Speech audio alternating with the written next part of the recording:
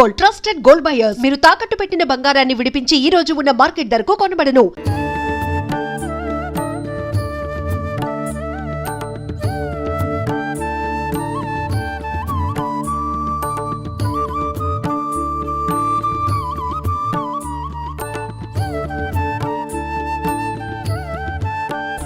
నమస్కారం, welcome to I dream. మన సంస్కృతి కార్యక్రమానికి స్వాగతం. నేను మీ విజిత. ఇక్కడ క్షేత్రంలోకి అమ్మవారి దర్శనం కోసం వచ్చేంత వరకే జీవుడు సతమతం అవుతూ కష్టాలు, దుఃఖాలు, బాధలు సతమతం అవుతూ ఉండాల్సిన అవసరం ఉండొచ్చు. ఇక్కడ వచ్చిపోయిన తర్వాత వాళ్ళకి ఆ బెడద ఉండదు. వచ్చే వాళ్ళే పుణ్యాత్ములు అంతే. ఒకవేళ కాలం వాళ్ళని ఇంకా ఏపాలే, ఇబ్బందులు పెట్టాలి, కర్మలు వాళ్ళని ఇక్కడ వరకు రానియకపోవచ్చు, వాళ్ళ దృష్టికి వీడియోస్ పడకపోవచ్చు, యూట్యూబ్ లో వాళ్ళకు నోటిఫికేషన్ రాకపోవచ్చు. వచ్చింది, చూసాము, విన్నాము అంటే నీ జన్మ పావనం కావడానికే భగవంతుడు నీకు అది చూపించాడు. వచ్చి అమ్మ దర్శనం చేసుకొని పోండి. ఇక్కడ ఏ రిస్ట్రిక్షన్స్ ఉండవు, ఏ బలవంతం ఉండదు. అమ్మవారిని చక్కగా సేవించుకోవచ్చు, సేవాభావంతో కూడా మీ సేవని వెల్లడించవచ్చు. ఇక్కడ ఇది అఖండ జ్యోతి. ఇది మొదటిదా? ఇక్కడ ఒకటి ఉంటుంది, గర్భాలయంలో 9 ఉంటాయి. ఇది మహాకాళి స్వరూపం. దశ మహావిద్యలో మొదటి విద్య మహాకాళి. ఇక్కడ ఒక అఖండ జ్యోతి ఉంటుంది, గర్భాలయంలో 9 ఉంటాయి. ఇక్కడేమో విజయ చాముండేశ్వరి మాత క్షేత్రపాలిని. ప్రతి పుణ్యక్షేత్రంలో ఒక క్షేత్రపాలకుడు ఉంటాడు. అంటే ఎక్కడైనా మనకు క్షేత్రపాలకులు అనంటే గ్రామ దేవతలే ఉంటారా, లేదంటే వాహనాలు అలా ఉంటాయంటారు కదా, భగవంతుడికి సంబంధించిన వాహనాలు అలా ఏం కాదా? లేదు, గ్రామ దేవతలని కాదు. మనకు శివుని ఆలయాలకు క్షేత్రపాలకుడిగా కాలభైరవ స్వామి, చండేశ్వరుడు, ఇకపోతే హనుమంతుడు కూడా ఉంటుంటాడు కొన్ని దేవాలయాల్లో. వైష్ణవాలయాలకు చాలా వరకు హనుమంతుడు, గరుత్మంతుడు, ఇంకా కొంతమంది ప్రసిద్ధాత్మకమైన దేవాలయాల్లో దేవుళ్ళు ఉంటారు. ఇక్కడ జగదంబకు క్షేత్రపాలనిగా విజయ చాముండేశ్వరి మాత ఇలాగే ఉండాలని అమ్మ చెప్పిన పద్ధతితోనే ఆమెను స్థాపన చేసి అలా పెట్టడం జరిగింది. అమ్మవారి ఆజ్ఞ ప్రకారమే విజయ చాముండేశ్వరి అమ్మవారి. ఇక్కడ మహారుద్రశూలం. ఇది అన్నిటికన్నా అద్భుతం అమ్మ. అసలు జన్మ పరిపూర్ణమై పావనం అవుటకు ఇది ఒక ముక్తి, ఒక ధర్మం. ఇది కూడా చాలా వైజ్ఞానికమైన మూలకాలతో నిర్మాణమైనది. సైంటిఫికల్ ఇన్స్ట్రుమెంట్స్ చాలా ఉన్నాయి. సప్తధాతువులతో 7 రకముల లోహములను కరగబోసి ఒక పుణ్య గడియల యందు వీటిని నిర్మాణం చేయించి మంచి సలగ్నం నందే వీటిని ప్రతిష్ఠ చేసి, అది కూడా శ్రీకూర్మం పైన, అంటే తాబేలు పైన, శ్రీకూర్మం పైన మధ్యలోనే దీని ఒక నిర్దిష్టమైన ప్రామాణిక సూత్రాన్ని అనుసరించి స్థాపన చేయడం. అమ్మవారి యొక్క వీపున ఉంటుంది, ముగ్గురమ్మల యొక్క ముందల ఉంటుంది. ముగ్గురమ్మలకు సమ్ముఖంగా ఇక్కడ ఫోటోలు ఇవన్నీ ఏంటి? ఎవరికి ఏ సమస్య వచ్చినా, ఏ కష్టం వచ్చినా వాళ్ళ ఫోటో ఇక్కడ పెట్టి అమ్మవారికి నమస్కారం చేసుకొని గోపేడతో చేసిన దీపాలు వెలిగించి పసుపు బండారు చల్లుతూ ప్రదక్షిణ చేసి సాష్టాంగ నమస్కారం చెప్పి వెళ్తే ఒక మాసకాలం అమ్మ పాదాల దగ్గర ఈ ఫోటోలు ఉంటాయి. ప్రతిరోజు అర్ధరాత్రి 12 గంటలకు జగదంబలు వచ్చి వారిని చూసి వెళ్తారు. వాళ్ళ కష్టాలు తీరుతాయి. అమ్మవారి సాక్షాత్తు వచ్చి చూసి వెళ్తారు. అమ్మవారి గాలి తగిలిన వాళ్ళు పావనం అవుతారు కదమ్మా. ఇక్కడ రోజు పవిత్రమైన అర్చనలు, హోమాలు జరుగుతూ ఉంటాయి. మాలాంటి యతులు, సాధువులు తిరిగే ప్రదేశం. ఇక్కడ గోసేవ చాలా విశేషంగా జరుగుతూ ఉంటుంది. వాళ్ళు ఎట్లా బాగారు చెప్పండి. ఒకవేళ వాళ్ళ జన్మలో పెద్ద పాపాలు, పెద్ద కర్మలు ఉంటే ఒక దినం లేట్ అవ్వచ్చేమో, కానీ ముక్తిని పొందడం తథ్యం. అంటే వ్యక్తిగతంగా ఎవరికి వారికి ఇబ్బంది ఉన్న వాళ్ళ ఫోటోలైనా, బిజినెస్ పరంగా అలాంటివి ఏమన్నా ఉన్నా కూడా, ఆరోగ్య సమస్యలు, ఆర్థిక సమస్యలు, వీసా ప్రాసెసింగ్ లో ఏమైనా ఇబ్బంది ఉన్నా, కళ్యాణ సమస్యలు ఉన్నా, సంతాన సాఫల్యతకు సంబంధించింది ఉన్నా, కోర్టు కేసులున్నా, ఆస్తి తగాదాలున్నా, అన్ని మానవాళికి సంబంధించిన అన్ని సమస్యలకు పరిష్కారం.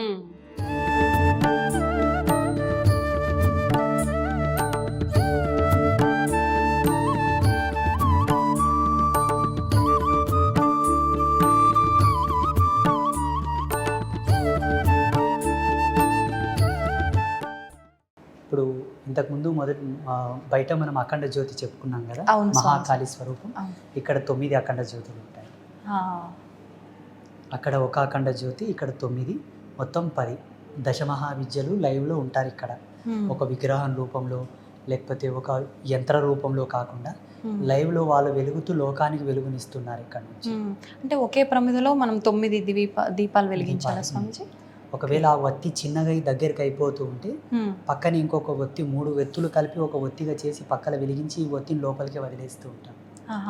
ఇప్పుడు దీనికి సంబంధించిన విధానం అంతా మీరు చూసుకుంటుంటారా దగ్గరుండి, లేదంటే ఈ 2 జ్యోతులను చూసుకోవడానికి ఒక పూజారి ఉన్నాడు సపరేట్. ఓన్లీ జ్యోతులు చూసుకోవడానికి ఉదయం సాయంత్రం నూనె పోయడం, కోడి తీసి మళ్ళీ కొత్తగా వేయడం, చక్కగా అదంతా ప్రదేశం క్లీన్ చేయడం, నూనె అయిపోతే ముందస్తు జాగ్రత్త నూనె తెప్పించి పెట్టి స్టోర్ చేసుకోవడం అంతా వారే చూస్తూ ఉంటారు. వారికి నెల నెల వారికి సరిపడా జీతభత్యం ఇస్తూ ఉంటారు. ఇక్కడ జగత్ కళ్యాణకర్తలైనటువంటి ముగ్గురమ్మలు, ఈ బ్రహ్మాండానికి మూలం ఈ ముగ్గురే తల్లి. స్వామీజీ, నాదొక డౌటు. ఇప్పుడు అమ్మవారి శరీర భాగం అంతా ఒకలాగా, తలలు మాత్రం ముఖాలు 3 ఉన్నాయి. నేను ఎప్పుడు చూడలేదు ఇలా. ఎందుకని ఇలా? మధ్యలో ఉన్నమ్మ మహాకాళి, నల్ల ముఖంతో. అవునండి. ఇక్కడ పసుపు వర్ణంతో ఉన్నమ్మ వారు లక్ష్మి, ఎరుపు వర్ణంతో ఉన్నమ్మ వారు సరస్వతి. ఆ జగదంబలు ముగ్గురుగా ఉండి ఒకే బాడీతో ఉంటారు. వాళ్ళకు స్తనములు కూడా 2 ఉంటాయి. ఒక స్త్రీమూర్తికి 2 స్తనములు ఎలాగో వాళ్ళకి 2 స్తనములు ఉంటాయి. 2 స్తనములు ఏకనాభితో, అంటే ఒకే బొడ్డు 2 స్తనములతో ఉన్న తల్లులు ఈ ముగ్గురు ఒకే శరీరంలో ఉంటుంటాయి. ఇది ఫస్ట్ పుణ్యక్షేత్రం. అవును, ప్రపంచవ్యాప్తంగా ఇదే మొదటి పుణ్యక్షేత్రం. ఇది ఇప్పుడు మీకు ఇది కూడా అమ్మవారి ఆజ్ఞ ప్రకారమేనా ఇలా? నేను సంవత్సరం పాటు తపస్సులో కూర్చున్నాను ధ్యానంలో. అసలు ఋషి పరంపర ఎలా ఉంటుందమ్మా? ఋషి ఒక వ్యక్తి చెక్కిన శిలలకు పూజలు చేయడు. ఋషి జటాజూటముతో ఉండే ఋషి.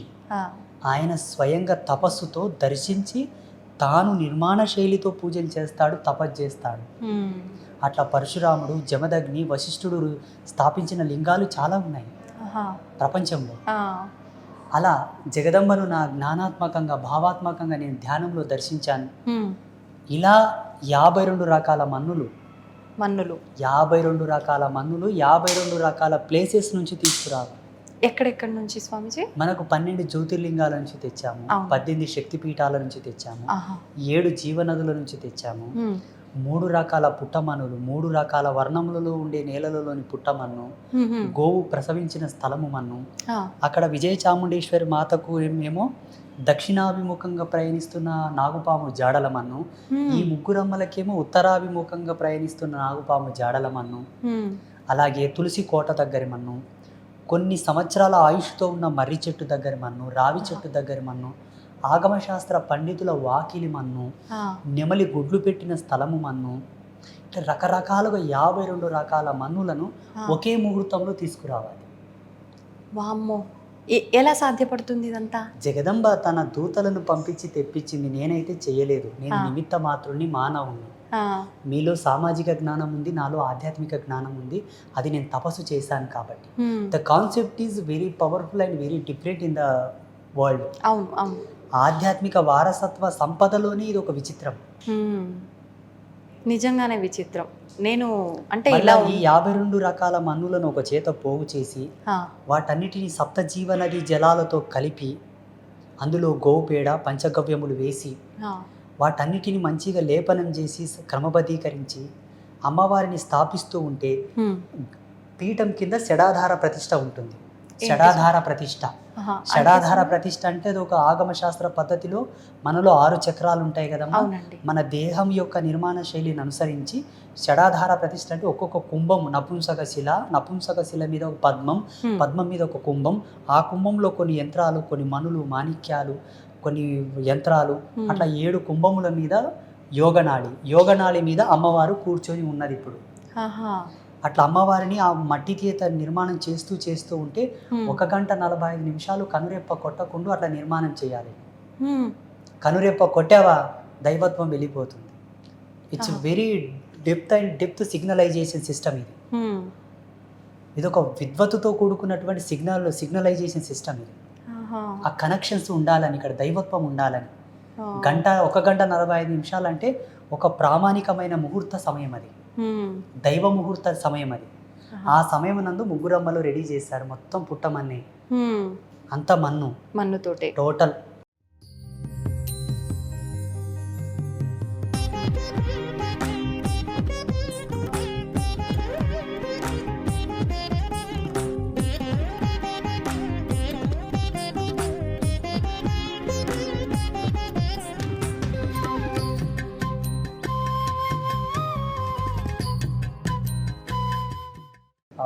3 రకాల పుట్టమన్ను, నల్లరేగడిలో నుంచి నల్ల పుట్టమన్ను, ఆహా.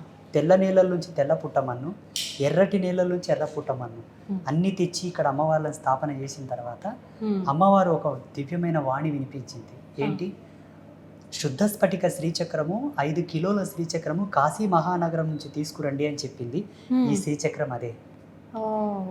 ఈ శ్రీచక్రం, ఈ శివలింగం కూడా అక్కడి నుంచే తీసుకొచ్చాము. ఈ సాలగ్రామాలు కూడా అక్కడి నుంచే తీసుకొచ్చాము, కాశీనగరం నుంచి.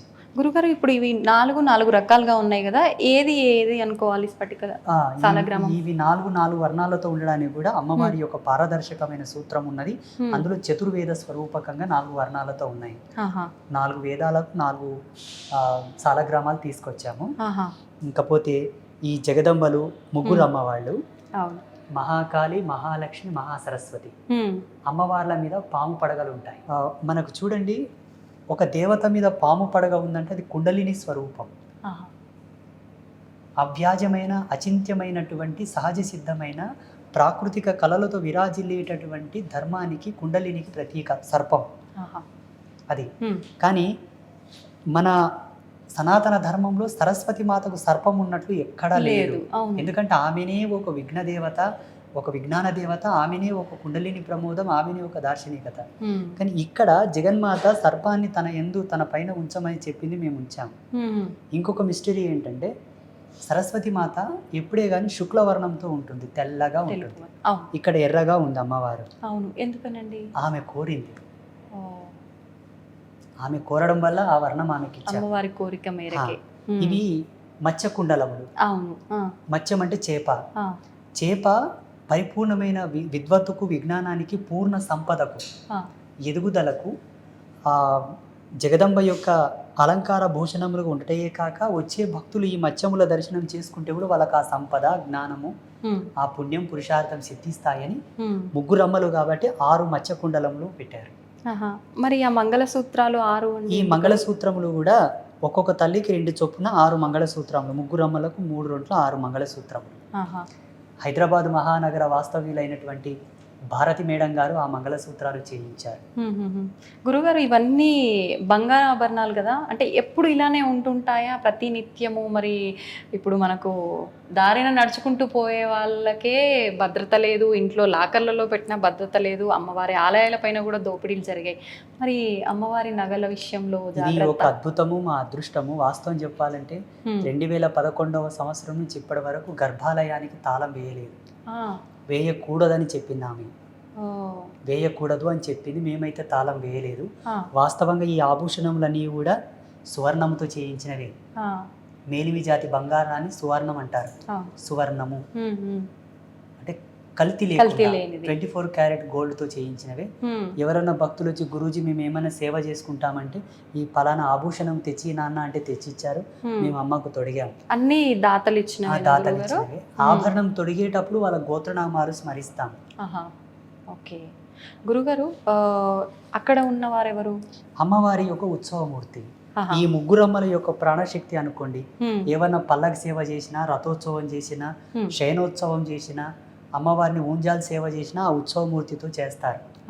అట్లా. ఓకే గురుగారు, నాకు ఒక డౌట్. ఇప్పుడు అమ్మవారు అనగానే ఇప్పుడు ఏ అమ్మవారి పేరుతో అయితే ఉన్నారో ఆమెకు సంబంధించిన సేవలు, ఉత్సవాలు, ఊరేగింపులు, పూజలు ఏమున్నాయో అవి చేస్తారు. మరి ఇక్కడ చూస్తే అంటే శరీరం అంతా ఒకటైనా ముగ్గురు రూపాలు కనిపిస్తున్నారు కదా, ఎటువంటి పూజలు జరుగుతుంటాయి? ప్రత్యేకమైన పూజలు ఏమైనా జరుగుతుంటాయా? ముగ్గురమ్మల సంయుక్తమైనటువంటి సాధన ఒకటి ఉంటుంది. ఆ ముగ్గురమ్మలు ఎక్కడ కలుస్తారో ఆ మంత్ర రాజ్యం చేత అమ్మవారికి పూజలు చేస్తూ ఉంటారు. అది చండీ నవారణ మంత్రం అంటారు. ఆ నవారణ మంత్రంలోని ముగ్గురు ఉంటారు. అలాగే జగదంబ యొక్క అనుష్ఠాన విధి ఒకటి ఉంటుంది. అదే అనుష్ఠాన విధితో ఇక్కడ అర్చనలు, హోమాదులు జరుగుతూ ఉంటాయి.